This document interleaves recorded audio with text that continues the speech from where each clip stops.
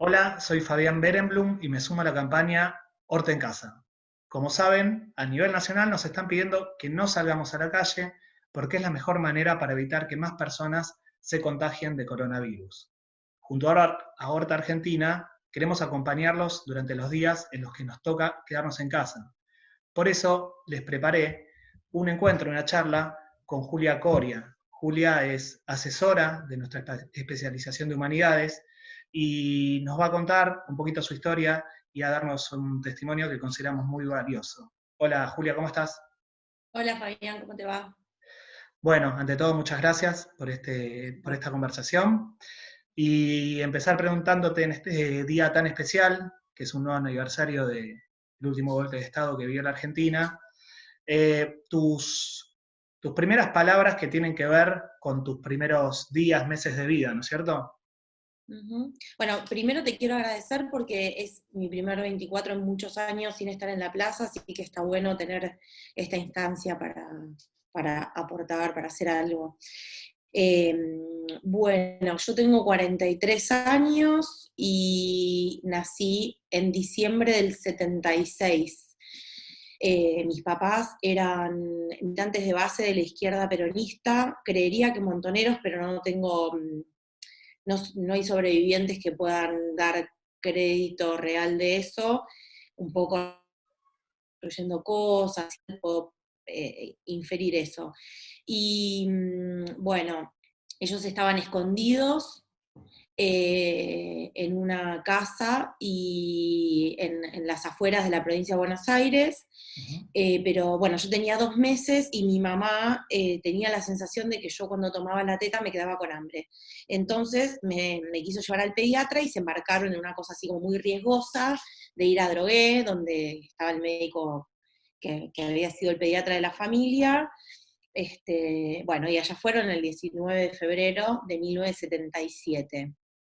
Eh, Mi mamá fue a la casa de su mamá, mi papá a la de su mamá, y bueno, después de eso mi mamá fue al pediatra, fue a la casa de una amiga, y habían quedado en encontrarse en lo de mi abuela paterna, pero como mi mamá no llegaba conmigo, mi papá se alertó mucho y fue a donde le dije que no fuera, y salió rápidamente a buscarnos en su bicicleta. Y nunca más volvió. Eh, Ese día desaparecieron los dos, mi mamá y mi papá. Yo estaba con mi mamá, que me había llevado al pediatra, y después a este lugar, que por mucho tiempo no supimos cuál era, y esa noche mi abuela materna había ido a visitar a su cuñada y cuando volvió vio en la oscuridad dos siluetas con un bebé en brazos y un bolso de maternidad que yo todavía conservo y se acercó así muy contenta pensando que mis papás habían vuelto a su casa y dijo, ay chicos, volvieron, y cuando se acercó vio que eran dos hombres conmigo en brazos. Y este hombre me dejó en sus brazos, le dio el bolso y le dijo, su hija volverá en breves instantes. Y muy rápidamente arrancaron. En ese momento mi abuela vio un auto y una camioneta que decía transporte de productos alimenticios. Y bueno, y se fueron para no volver, y desde esa noche nunca nadie más vio a mis papás. Mis papás, no lo dije, mi papá se llamaba Roberto Julio Coria y mi mamá María Esterdonza, mi papá era artesano y mi mamá era maestra. ¿Y qué Mi edad mamá era muy tenía, católica, Julia? ¿Qué mi edad papá tenía? tenía 22, mi papá tenía 22 y mi mamá 26. Uh-huh. Mi mamá era muy católica, había sido fundamentalmente catequista, bueno, hasta que empezó con la militancia de base peronista, se había dedicado a eso. Mi papá venía de una familia de origen peronista tradicional. Mi papá era el sobrino de Julio Troxler, que fue el jefe de la policía durante el primer peronismo y fue asesinado por la Triple A. Es uno de los sobrevivientes de los fusilamientos de José León Suárez, que retrata a Walsh en Operación Masacre. Uh-huh. Bueno, así que ahí quedé yo viviendo con mis abuelos Tus abuelos maternos, ¿no es cierto? maternos, Bien. ¿Y sí, cómo, mis y abuelos cómo maternos. fue, y cómo fue esa crianza con ellos? ¿Cómo transcurrieron esos primeros años tuyos? Bueno, yo me crié en casa de mis abuelos maternos en Adrogué. ahí vivían también mis 2 tías, hermanas menores de mi mamá.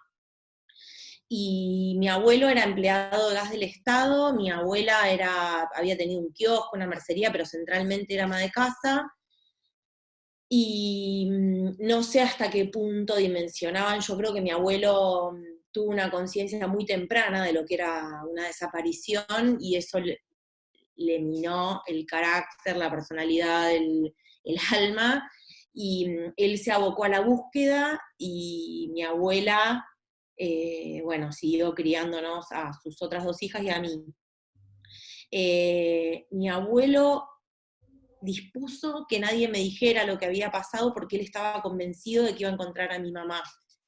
Y bueno, yo viví toda mi vida sabiendo que mis abuelos eran mis abuelos, y había fotos de mi mamá y de mi papá en toda la casa y se hablaba de ellos, pero no se me daba una explicación de qué había pasado y yo no la pedía. No tengo idea de qué pensaba. Cuando alguien me preguntaba, yo decía que me habían abandonado, pero yo sabía que no me habían abandonado. Mi infancia fue durante el regreso a la democracia, yo me acuerdo de acompañar a mi abuela a votar cuando votó Alfonsín, me acuerdo de los levantamientos cara pintada, me acuerdo de los juicios muy remotamente. La verdad es que de los juicios me acuerdo poco, pero me acuerdo de que ocurrieron. Pero bueno, en general había una atmósfera de silencio y bueno, de pronto en la tele aparecían las madres, pero no es que en mi mundo, en mi burbuja, en mi escuela, en mi barrio, no se hablaba de este tema, y yo, bueno, nada, no tenía mucha idea de si había nacido un repollo o qué, me quedaba constancia de que tenía madre y padre porque había fotos en mi casa, y había un discurso de que mis padres eran gente muy luminosa y buena, entonces no me pegaba con esta respuesta de que me abandonaron, que yo les inventaba a mis amigos o a que me preguntaran. Cuando yo tenía 10 años, la maestra de 5º grado la agarró a mi abuela y le dijo, esto no puede seguir así, y le dijo a mi abuela que me tenían que decir la verdad. Y mi abuela me la contó furtivamente en una playa, en los acantilados, donde íbamos con mis abuelos. Ella me contó, me dijo, tus padres fueron raptados. Y no me dijo mucho más, con lo cual yo en el momento no supe si fue un ovni o qué, pero no es que yo sabía que la dictadura. Después alguna palabra más me dijo que me permitió linkear más tarde con la historia general, pero en ese momento no mucho más. Y bueno, muy poco después ganó los indultos, y los indultos de Menem, mi abuelo comprendió que su hija no iba a volver, cayó en un pozo depresivo y murió inmediatamente. Y ya solas, mi abuela y yo, mi abuela se movió con más libertad con respecto a la verdad, y bueno, y empezó a tramitar una cosa que no habían hecho nunca, que es una tutela, para que yo tuviera a mi abuela como tutora. Eso mi abuelo no lo había hecho porque estaba convencido de que iba a encontrar a mi mamá. Hicimos esos trámites y me acuerdo de que en uno de esos trámites yo me hice de algunos pósters y de algún material, y en la escuela teníamos que hacer un trabajo sobre alguna dictadura argentina, así como random. Y yo propuse en mi grupo trabajar sobre la última dictadura militar y llevé esos pósters y esas informaciones que por supuesto reconstruí con las patas porque no había material, no había un libro de historia, no nada. Y, y me acuerdo de que fue una cosa bastante ingrata, por decirlo de alguna manera, como que mi grupo era, bueno, había mucho el discurso de por algo será, algo habrán hecho, de mis propios compañeros, digamos, una cosa de pobre, no tiene mamá y papá, pero a la vez de, y la profesora de cívica diciendo, bueno, pero hubo mucha obra pública, cosas así. Bueno, inmediatamente después de eso yo terminé el colegio y me anoté en la facultad para estudiar sociología, y para mí fue como alucinante, fue salir al mundo, ir a sociales para mí me voló la cabeza, fue hermoso. Ese momento de la historia coincidió con las confesiones, las declaraciones de Cilingo sobre los vuelos de la muerte, bueno, y sobre todo y más que nada con la creación de la agrupación Hijos, donde yo poco encontré ahí como un cobijo bueno, me las puedo responder. En esa búsqueda de respuestas fui al equipo argentino de antropología forense, que yo llegué y dije, sí, hola, ¿qué tal? Soy Julia Coria. Y quien me abrió la puerta, que me veía por primera vez en su vida, y no había prácticamente internet, había, pero bueno, 1997 era como muy artesanal, y la persona que me abrió la puerta me dijo, ¿sos la hija de Roberto Coria? Y yo casi me muero, porque bueno, la revelación de que mi historia se inscribía en algo más general, más grande, donde mis preguntas eran las de muchos, y la construcción de mis respuestas era una construcción colectiva. Bueno, y ahí me dieron una carta de un sobreviviente que desde Ola había declarado que había visto a mis padres en Vesubio. Vesubio, Julia, no, esto, aportar que Vesubio fue uno de los centros clandestinos de detención durante la dictadura, ¿no? Exacto, que está en La Matanza. Ahora está señalizado, y si uno va por General Paz, bueno, no sé bien cómo se llama esa zona, se ve la señalización. La carta decía que había visto a mis padres, y entonces yo inmediatamente quise hablar con esta persona, Juan Velázquez Rosano, y me dijeron que estaba preso en Holanda. Entonces yo justo gané una beca de la universidad y me fui a Holanda a buscarlo con un sobre. Perdón, me robaron la cartera, con lo cual me fui sin un sobre, me fui con el nombre nada más a Holanda. Los antropólogos habían guardado una copia de la carta, pero no del sobre, entonces me fui sin dirección ni nada a Holanda, lo busqué, no lo encontré, hice un periplo muy... Bueno, yo esto lo cuento en un cuento que voy a leer hoy en mi Instagram, así que después pasa el libro. No lo encontré, y 3 años después hice un comentario al azar, alguien lo agarró en el aire y me dijo, pero mi novio, no sé qué, que conoce, bueno, y como 3, 4 años después terminé encontrándome con Juan acá en Buenos Aires. Juan es una persona muy humilde, con unas capacidades de comunicación muy limitadas, con una vida terrible. Se exilió en Holanda con sus 5 hijos después de que mataran a su mujer, que era militante, era de los Tupamaros, era uruguaya.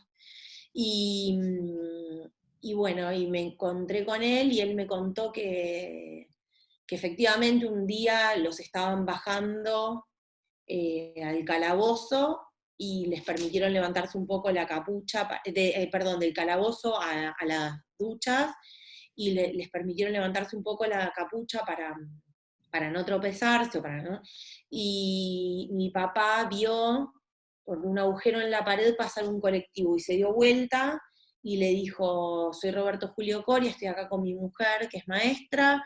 Le dijo el nombre, pero no sé si se lo olvidó o qué, y hablada, una cosa así, por el colectivo que vio pasar. Y me dijo que cuando saliera diera su mensaje, así que ahora lo estoy haciendo. Yo en ese momento tenía 25 años. Bueno, así supe que efectivamente mis padres habían estado ahí. Pasaron muchísimos años hasta que yo supiera la verdad sobre ese día, porque, bueno, yo con esa información sobre dónde habían estado mis viejos, nada, pude leer más sobre Vesubio. No hay nadie más que ellos los vio, que Juan los vio, porque al resto los mataron, de los que habían estado en ese lugar particular de Vesubio. Hay alguien que cree haber visto a mi mamá, o sea, vio una chica que lloraba mucho porque estaba amamantando y como le habían sacado al bebé, le dolían, hacía mastitis, entonces estaba muy dolorida, pero no tengo el dato concreto de que ella haya sido mi mamá. Así que bueno, por muchos años eso fue el último pedacito de verdad que encontré.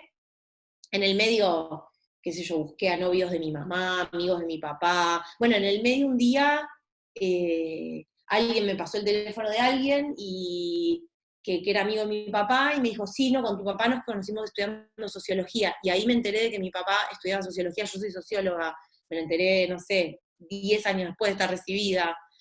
Este, Así que bueno, y mucho tiempo después, cuando yo tenía, qué sé yo, no hace tanto, hará 5 años, no, 9, una cosa así, 2011, 2012, mi mamá cumpliría 60 años, hubiera cumplido 60 años. Entonces, con mi familia creamos un proyecto que se llamaba Libro Libre. Yo trabajé mucho como investigadora en escuelas y decidimos armar una biblioteca para una escuela, una biblioteca que fuera muy linda en honor a la memoria de mi mamá. Hicimos una biblioteca espectacular, la escritora Ángela Pradelli nos donó toda su biblioteca docente, mis amigos escritores donaron sus propios libros, bueno, fue espectacular.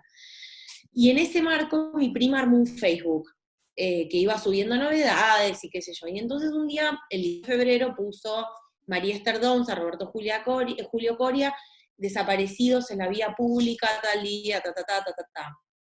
El marzo siguiente, 2012, 2011, por ahí, nos escribió alguien en ese Facebook y dijo, no fue en la vía pública, llámenme.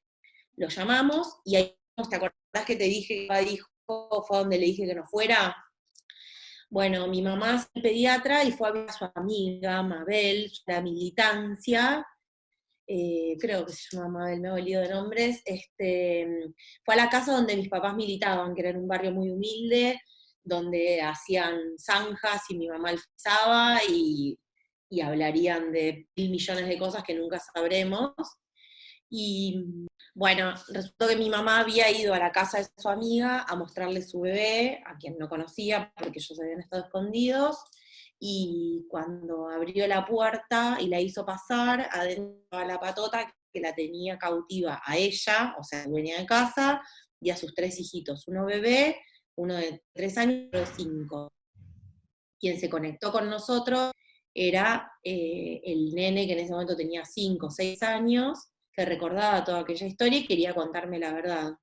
Bueno, nos contó que estuvo ahí muchísimo tiempo, mi mamá estaba, la tenían a ella, a mi mamá conmigo, y en la cocina a la mamá, con los 3 hijos, y en algún momento llegó mi papá con su bicicleta a buscarnos. O sea que efectivamente mi papá sabía dónde había ido mi mamá, violó todos los protocolos de seguridad y se metió en la boca del lobo porque por supuesto no iba a poder hacer nada con esa situación, con lo cual, bueno, nada, lo agarraron a él, estuvo mucho rato, yo fui a esa casa y me mostraron la puerta donde estuvo muchísimo rato esposado, y bueno, y en un momento salieron con los autos y llevaron a mi mamá en el baúl del auto en el que iban estos 2 hombres con Mabel y los 3 hijos. No tengo claro dónde iba yo en ese momento, y en otro auto iba mi papá.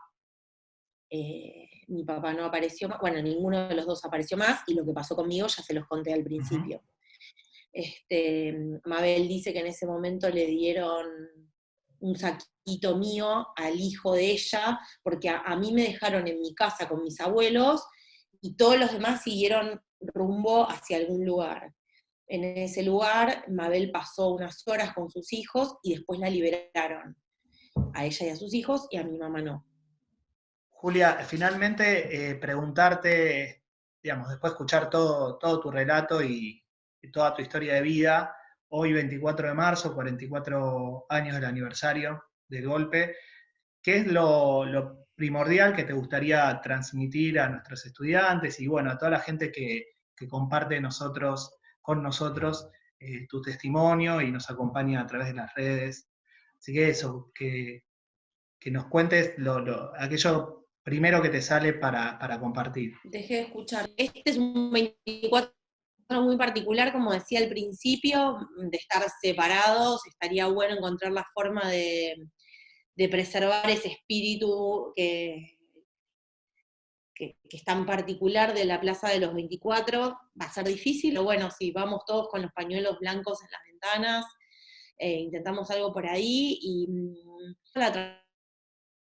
este tema me parece siempre hay un foco en el nunca más. El nunca más tuvo un sentido histórico claro, veníamos de repetidas dictaduras, y bueno, a mí me parece que ya estamos para la evolución de ese sentido y que el nunca no puede ser, pero para mí, si nosotros tuviéramos dado que nunca más va a ocurrir, que ya está, tenemos garantizada la democracia, nosotros igual tenemos que saber qué pasó, tenemos que saber quién fue quién en ese proceso, qué lugar ocupó, qué cosa hizo que nosotros llegáramos a ser lo que somos hoy, cómo nos posiciona ante los demás esa trayectoria que tuvo cada uno, qué compromisos nos genera con la democracia y con la vida haber tenido esta historia tan particular. Creo tenemos mucha suerte, es una construcción que fue muy trabajosa, pero en los últimos años superamos algunas narrativas infames de por algo habrán hecho, por algo será, esto fue una guerra. Bueno, estamos para otra cosa, entonces estamos para una construcción democrática más firme a partir de un recuerdo que no necesariamente trata de cuidar que esto no se repita. Es también para saber quiénes somos, y fortalecernos en ese lugar de ciudadanos comprometidos con, no la tolerancia, porque la tolerancia para mí es, bueno, banco que vos seas distinto, no, con que vivimos en un lugar donde, en un universo donde todos somos distintos y no hay cabida para la violencia, para la intolerancia, para la opresión. Para mí, mi compromiso con la memoria es ese. Perfecto, Julia. Como dijimos al principio, primero gracias por este testimonio, por contarnos de vos y a partir de vos conmemorar esta fecha tan particular y como recién dijiste también, se trata de que seamos ciudadanos comprometidos con la memoria en una coyuntura muy particular que es la que nos toca vivir ahora, donde también tenemos que ser ciudadanos comprometidos y apostar a lo comunitario, a la comunidad para poder salir adelante. Así que, bueno, nada, muchas gracias nuevamente y nos seguimos viendo. Gracias a ustedes.